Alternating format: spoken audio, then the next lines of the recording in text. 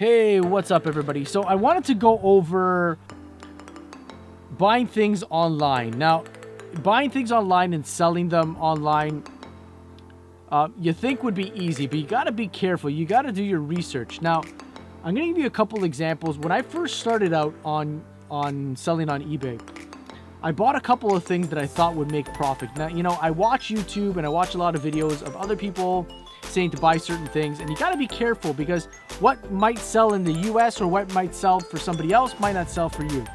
Now, I'm going to give you a couple examples of stuff that I bought when I first started out that I thought would make a lot of money, but you got to be careful with your fees. Now, I do have a store now, so I do get a cheaper fee, but if you're starting out and if you're a beginner, you don't want to start off getting a store because it's going to cost you $19 a month if you get a yearly subscription, or $24 if you don't get that yearly subscription, and you won't get a deal on fees. Now, there are fees on eBay and PayPal. There is a calculator that you can go online and you can download.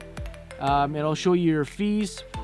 So I'm going to give you an example, okay? So when I first started out, I bought something like this Paw Patrol Nightlight Chase, okay? It turns on, and I bought it for $3.99, okay?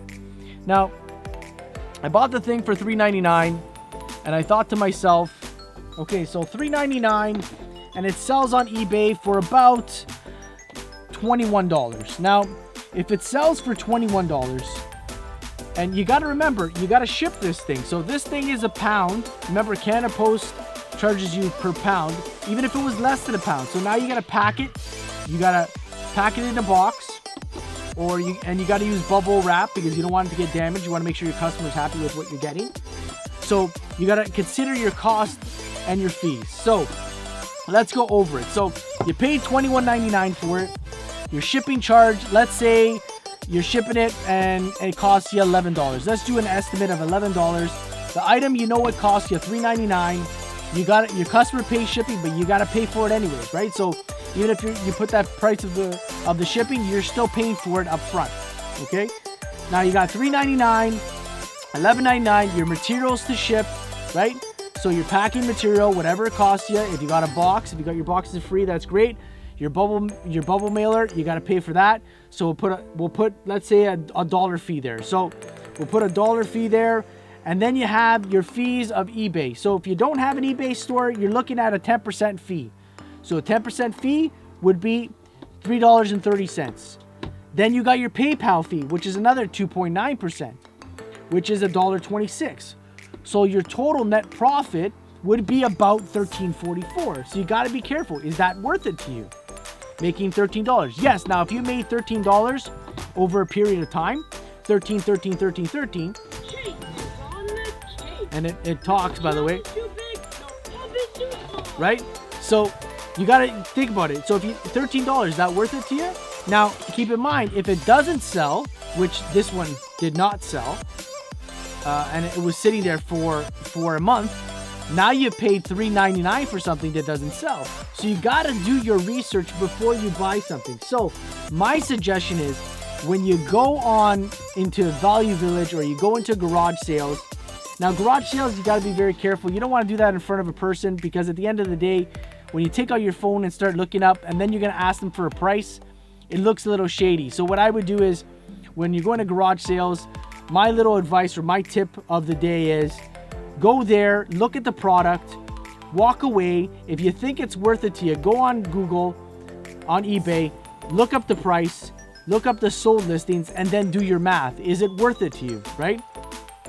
If you're at Value Village, then what I always do when I'm at Value Village is I take out my eBay app, I scan the item, and I see what the sold listings are. What did it sell for? Now, if I'm going to make a $30 profit or a $40 profit, I'm okay with that. When I first started out, you know, making $5, $10, I thought was a good profit. But at the end of the day, $5 to $6 profit, maybe you make, if maybe, there's a big maybe there, right? Now, if it sells or if it doesn't. Now, if you're looking at the comps on eBay and you notice that Chase Paw Patrol Nightlight is selling like crazy, then maybe that's something you would get, because then you can justify making $13. Because if you make $13 and you have 10 of them, right, you're going to make a profit there. Okay, so those are the kind of things that we're gonna go over when it comes to selling on eBay. Now, buying stuff on eBay, you gotta start off looking for these little items. So now I found this. I think it's called Chipperfield Circus. Okay, now this one's in rough shape, but I found a whole lot of them. Okay, so this one is in really good shape. Now, something like this, it doesn't look like much, right? Something like this little toy, and toys do sell. So this one here I'll clean up. It's a vintage toy. Okay, and I bought the whole bag of toys for $1.99 at a Value Village. Now, these Chipperfield Circus, okay, this one alone, I looked up the comps, sells for about $40. Now, I have a whole lot of them. So now we have all these little toy action figures, okay, all these little toys. Now, they're made by, I think they're made by Corgi Toys, okay? It's made in Britain, and they're pretty, and if you clean them up, they're worth quite a lot, okay? Now, those are the things you got to look for. So, for example, these here, I found these Empire Strikes Back Burger King mugs, and I was at a garage sale, and I bought them, I think I bought them for $1.99 each. And this one here specifically sells for about $13 to $14. But the guy didn't want to sell them individually. He wanted to sell all of them at the same time. So I bought them all for, I think I bought them all for $5. He wanted $1.99 each, but I made a deal. That's what you got to do at garage sales. You got to make deals. Now, when you go to Value Village or you go to Goodwill, they really don't want to negotiate, okay? So when you go to garage sales, that's the best thing to do. Go to the garage sales on Saturday and Sundays, the estate sales. And if you go online, you can look up estate sales in Toronto or in your area, and you can find them and go there, and there you can make deals. So this one here also, I think it sells for like $20. Don't quote me on exact prices. I'm just going through some of the things. Okay, so these are the kind of things that you got to do. So as a beginner, you got to know what you're looking for. Don't just buy knowing that you're going to make a profit. You got to look at your total overall cost and what's going to make you profit, because you don't want to lose money in the end. You are a business, right? So you want to make money. You got to put all those factors in together. So if you're new, that's the things you want to do, you want to look for.